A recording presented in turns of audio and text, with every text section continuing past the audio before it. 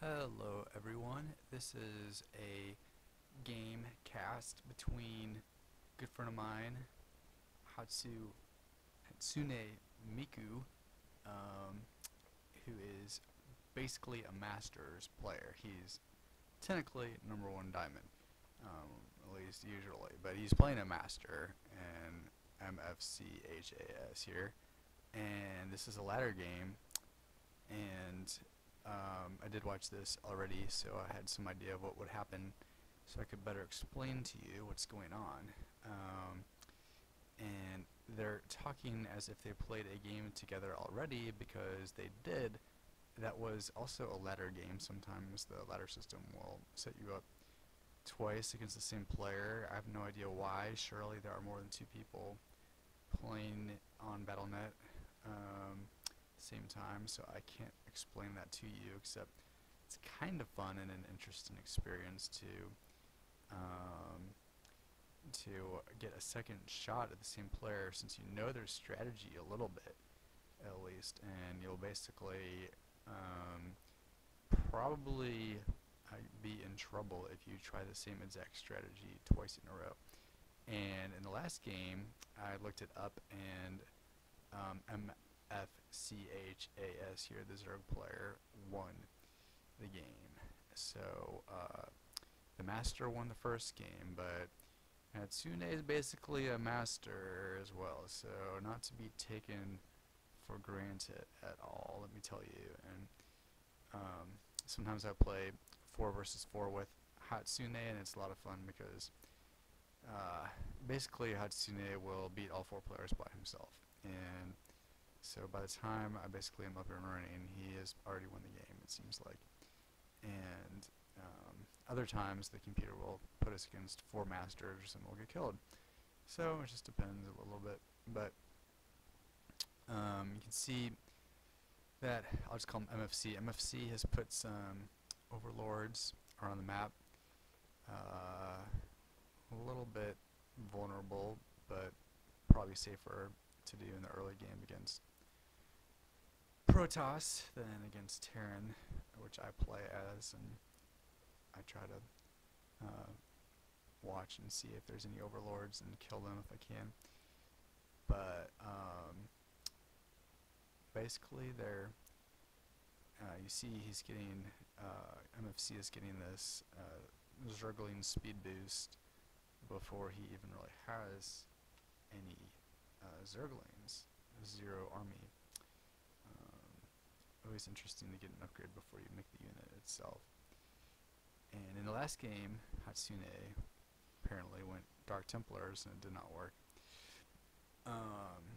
This game, he'll go for a quick expand. It's always it's always good as Protoss if you can beat the Zerg to expanding, and Hatsune pulls it off nicely in this game. You can see Hatsune puts a pylon here. It was a very good foresight. I'm not sure how he knew this was going to be the next expo rather than, say, the rocks, though it's a little closer to his base. So maybe he figured the expo would logically be over here, and his prediction proves right. When I first watched this, I wondered, how can he fully block off like this? Being Protoss, doesn't he want to be able to move his units in and out of his base? But I thought maybe he's going to go through these rocks, because it would be possible to go through these rocks and these rocks to get to the Zerg player's base.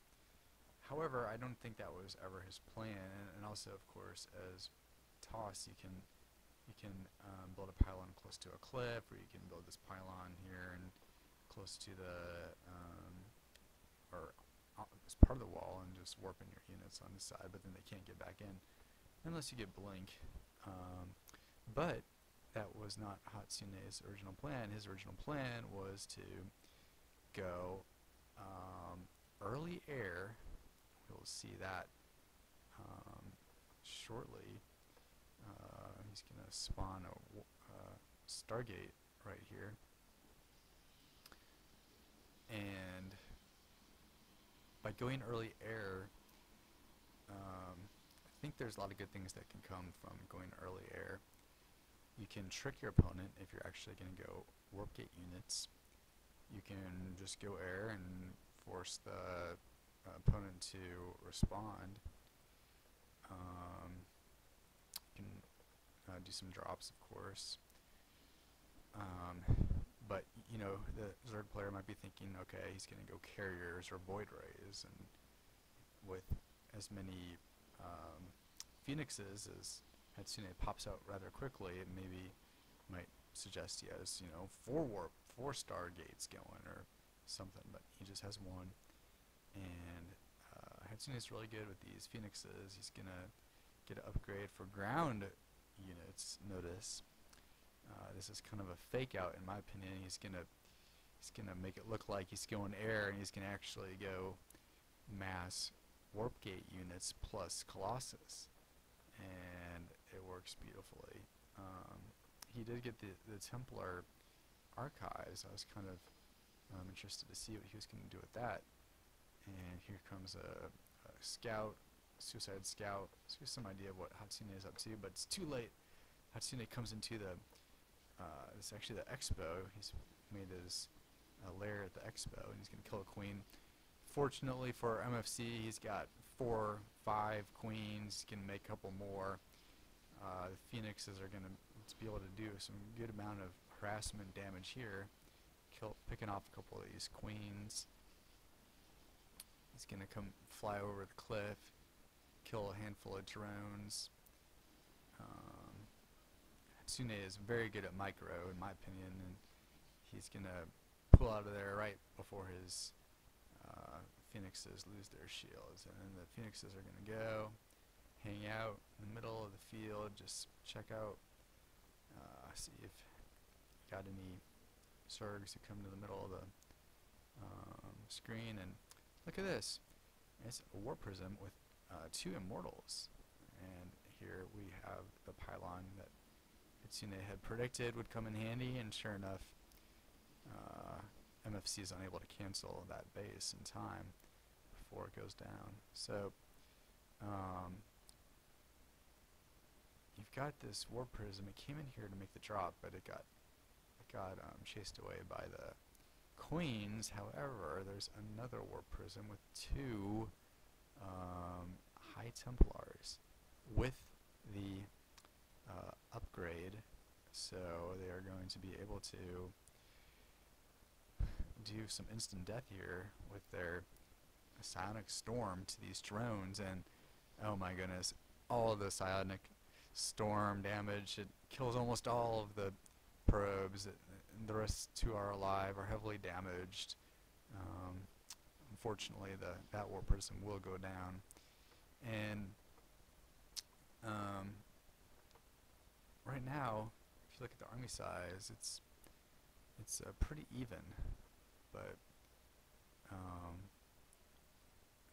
the powerful units, the 3rd tier units, are going to be coming out for Hatsune. He's got the range upgrade, he's got the 3 Colossus, he's got these Phoenixes, shields have healed, and really MFC doesn't have enough to deal with that air power still, especially combined with the ground units. And this was probably an ill-advised attack.